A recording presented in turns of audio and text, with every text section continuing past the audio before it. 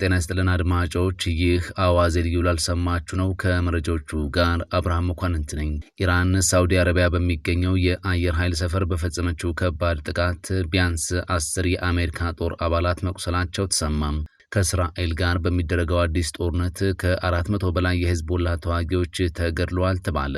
የኢራን የውጭ ጉዳይ ሚኒስትር እስራኤል በኒውክሌር ተቋማት ላይ ለፈጸመችው ጥቃት አጸፋውን በጥፍ እንደሚመልሱ ዛቱ። እነዚህንና ሌሎች ጉዳዮችን በዝርዝር እናስደምጣችኋለን።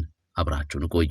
በ5.5 ሚሊዮን ብር ጠቅላላ ክፍያ አፍሪካ ህብረት ፊት ለፊት ላይ ቡልጋሪያ ሳይታችን ላይ ባለ 1 መኝታ 69 ካሬ እየሸጥን ነው ብንል ማን ያምናል? እንዲሁም ባለ 2 መኝታ ከ82 ካሬ ጀምሮ በ6.6 ሚሊዮን ብር ጠቅላላ ክፍያ፣ ባለ 3 መኝታ 126 ካሬ ጀምሮ በ10.1 ሚሊዮን ብር ጠቅላላ ክፍያ ወደ እናንተ ይዘንላችሁ መተላል። ታዲያ እነዚህ ቤቶች ሙሉ ለሙሉ 30% እውነተኛ ቅናሽ ተደርጎባቸው ነው አሊያም በ20% ቅድመ ክፍያ ከፍላችሁ ቀሪውን በ3 ዓመት በግንባታ ሂደት ቀስ እያላችሁ መክፈል የምትችሉበት አማራጭ ተመቻችቶላችኋል። ልብ ይበሉ፣ እነዚህ ቤቶች ላይ በቀሪ ክፍያዎች ላይ ምንም አይነት የዋጋ እንዲሁም ደግሞ የዶላር ግሽበት እናንተን አይመለከትም። እንዲሁም በ900 ሺህ ብር ቅድመ ክፍያ የንግድ ሱቆችን እዛው ቡልጋሪያ ሳይት ላይ በ2 ዓመት መረከብ የሚችሉበት አማራጭ አመቻችተንላችኋል። ታዲያ የሳይት እንዲሁም የቢሮ ቀጠሮ ለማስያዝ ከስር በምናስቀምጥላችሁ ስልክ ቁጥር ደውላችሁ ማግኘት ትችላላችሁ። ቴምር ፕሮፐርቲስ።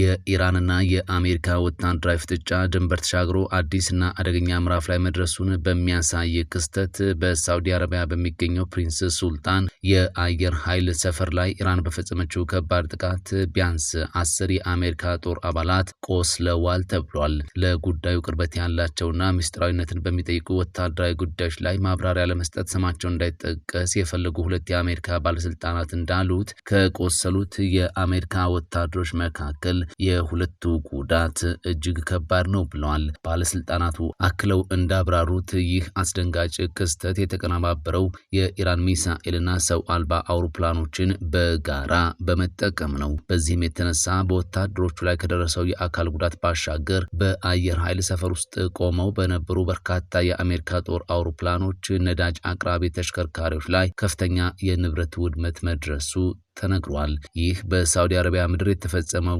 ጥቃት ጦርነቱ በቀጠና ወደሚገኙ የአሜሪካ ጦር ሰፈሮች በስፋት እየተዛመተ መሆኑን የሚያሳይ ጠንካራ ማሳያ ሆኖም ተወስዷል። የኢራን ሚሳኤሎች ሳውዲ አረቢያ የሚገኘውን የአሜሪካ ጦር ሰፈር መቱ። በሳውዲ አረቢያ ሪያድ አቅራቢያ በሚገኘው ፕሪንስ ሱልጣን አየር ኃይል ግቢ ላይ የኢራን ሚሳኤሎች በሰነዘሩት ጥቃት 12 የሚደርሱ የአሜሪካ ወታደሮች መቁሰላቸውንና በርካታ የጦር አውሮፕላኖች መጎዳታቸውን መገናኛ ብዙሃን መዘገባቸውም ተሰምተዋል። ጥቃቱ ፌብሩዋሪ 28 ከተጀመረው የአሜሪካ የመከላከያ ጋሻ የተሰበረበት እጅግ አደገኛ ክስተት እንደሆነ ተነግሯል። ቢያንስ 12 የአሜሪካ ወታደሮች ቆስለዋል የተባለ ሲሆን ከነዚህም ውስጥ የሁለቱ ሁኔታ ቀደም ሲል እንደነገርናችሁ አሳሳቢ ደረጃ ላይ ይገኛልም ተብሏል። በርካታ የአየር ላይ ነዳጅ የሚሞሉ አውሮፕላኖችም ተመቷል። እንደ ወል ስትሪት ጆርናል ዘገባ ከሆነ ጥቃቱ በሚሳኤልና ሰው አልባ አውሮፕላኖች የታገዘ ነው ተብሏል። ጦርነቱ ከተጀመረ 4 ሳምንታትን ያስቆጠረ ሲሆን እስካሁን ከ300 በላይ የአሜሪካ ወታደሮች መቁሰላቸውን የሀገሪቱ ማዕከላዊ እዝ ሴንቲኮም ይፋ አድርጓል። የአሜሪካ የውጭ ጉዳይ ሚኒስትር ማርክ ሩቢዮ ጦርነቱ ለተጨማሪ 2 ወይም 4 ሳምንታት ሊቀጥል እንደሚችልም ተናግሯል። ኢራን በሆርሙዝ ወሽመጥ በሚያልፉ መርከቦች ላይ ቀረጥ ለመጣል ማሰቧ ህገወጥና ለዓለም አደገኛ መሆኑን በመጥቀስ ይህንን መከላከል ከጦርነቱ በኋላ ትልቅ ፈተና እንደሚሆን ተናግሯል። በተመሳሳይ ጊዜ እስራኤል በኢራን ላይ ሰፊ ጥቃት የፈጸመች ሲሆን ይህንን ተከትሎ የነዳጅ ዋጋ በአንድ በርሜል $100 በላይ ደርሷል። ፕሬዝዳንት ዶናልድ ትራምፕ በኢራን የነዳጅ ዘርፍ ላይ የሚፈጸመውን ጥቃት ለጊዜው በማቆማቸው የአሜሪካ የአክሲዮን ገበያ ቅናሽ ማሳየቱም ተነግሯል። የየመን አማጽያን ሁቲዎች ሌሎች ሀገራት በኢራን ላይ የሚሰነዘረውን ጥቃት የሚቀላቀሉ ወይም አሜሪካና እስራኤል ቀይ ባህርን ለወታደራዊ ተግባር የሚጠቀሙ ከሆነ ቀጥተኛ ጣልቃ ገብነት እንደሚያደርጉ በመግለጽ አስጠንቅቀዋል። ኢራን ወሳኝ የሆነውን የሆርሙዝ ወሽመጥ መቆጣጠሯን ተከትሎ ለ3 መርከቦች ማስጠንቀቂያ መስጠቷን አስታውቃለች። ይህም በዓለም አቀፍ የነዳጅና የጋዝ ዝውውር ላይ ትልቅ ስጋትን ደቅኗል። ኢራን በእርሷ ላይ ለተሰነዘረው ጥቃት ምላሽ ለመስጠት እስራኤል፣ ዮርዳኖስ፣ ኢራቅና የአሜሪካ ጦር ሰፈር ያለባቸውን የባህረ ሰላጤ ሀገራት በድሮንና በሚሳኤል መደብደቧን ቀጥላለች። ከእስራኤል ጋር በሚደረገው አዲስ ጦርነት ከ400 በላይ የሂዝቦላ ተዋጊዎች ተገድለዋል ተባለ። ከማርች 2 ጀምሮ የሊባኖሱ ታጣቂ ቡድን ሂዝቦላ ከእስራኤል ጋር አዲስ ጦርነት ከከፈተ ወዲህ ከ400 በላይ የቡድኑ ተዋጊዎች መገደላቸውን የሂዝቦላን ቁጥር የሚያውቁ 2 ምንጮች ለሮይተርስ ተናግሯል። እስራኤል በሊባኖስ ላይ የአየርና የምድር ጥቃት ዘመቻዋን ካሰፋች በኋላ ስለ ሂዝቦላ ተዋጊዎች ሞት አጠቃላይ ቁጥር ሲሰጥ ይህ የመጀመሪያው ነው ተብሏል። ቡድኑ አልፎ አልፎ ለተወሰኑ ግለሰቦች የሐዘን መግለጫ ቢያወጣም እስካሁን ግን ይፋ የሆነ አጠቃላይ የሟቾችን ቁጥር በይፋ አልተናገረም። በ2023-2024 በነበረው ጦርነት በወቅቱ ሂዝቦላ ለሚገደሉ ተዋጊዎቹ በየቀኑ መግለጫ ያወጣ የነበረ ሲሆን በድምሩ 5000 ገደማ ተዋጊዎቹ መገደላቸውን ከጦርነቱ በኋላ ይፋ ማድረጉም ይታወሳል።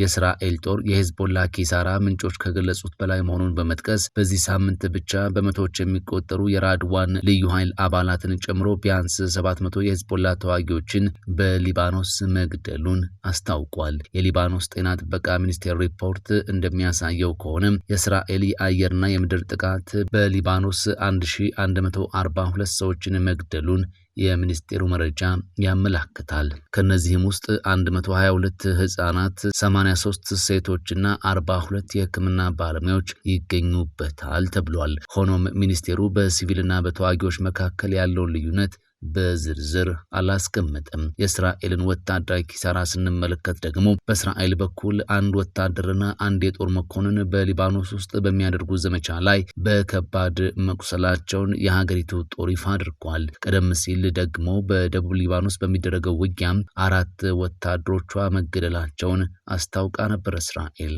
የኢራን የውጭ ጉዳይ ሚኒስትር እስራኤል በኒውክሌር ተቋማት ላይ ለፈጸመችው ጥቃት አጸፋውን በጥፍ እንደሚመልሱ ዛቱ።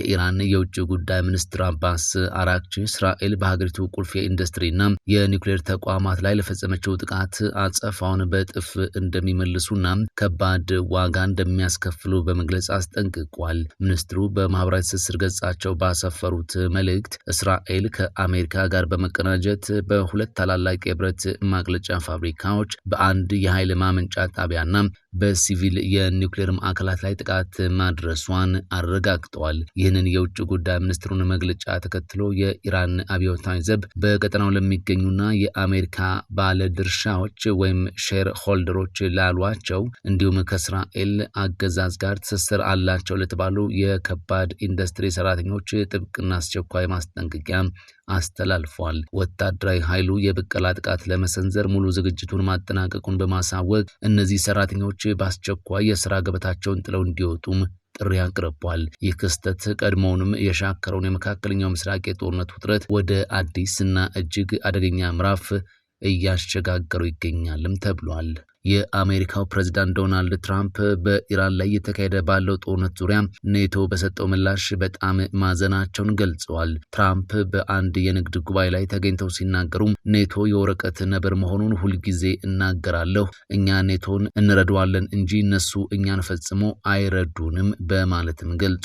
የኢራን የውጭ ጉዳይ ሚኒስትሩ አባስ አራግቺ እስራኤል በሁለት የሲቪል ኒውክሌር ጣቢያዎችና የብረት ፋብሪካዎች ላይ ጥቃት መሰንዘሯን ተከትሎ ከባድ ዋጋ እንደምትከፍል አስጠንቅቋል። በተመሳሳይ የኢራን ጦር አሜሪካና እስራኤል በኢራን የኢነርጂ መሰረተ ልማቶች ላይ ጥቃት በመሰንዘር ከእሳት ጋር እየተጫወቱ ነው ሲል አስታውቋል። የኢራን የአቶሚክ ኢነርጂ ድርጅት በበኩሉ በአርዳካን የሎኬክ ማምረቻ ፋብሪካና በኮንዳብ የከባድ ውሃ ፋብሪካ ላይ በተሰነዘረው ጥቃት ምንም አይነት የራዲዮ አክቲቭ ንጥረ ነገር መፍሰስ አለመኖሩን ገልጿል። የአሜሪካ የውጭ ጉዳይ ሚኒስትሩ ማርኮ ሩቢዮ አሜሪካ የጦርነት ግቦቿን ያለምንም የምድር ጦር ማሳካት እንደምትችልና የጦርነቱ ማብቂያ ከወራት ሳይሆን ከሳምንታት በኋላ እንደሚሆን ተናግሯል። የቱርክ የውጭ ጉዳይ ሚኒስትር ሃካን ፊዳን በኢራን ላይ እየተካሄደ ያለውን የአሜሪካ እስራኤል ጦርነት ለመወያየት ዛሬና ነገ እሁድ በፓኪስታን ከግብጽ ከሳውዲ አረቢያና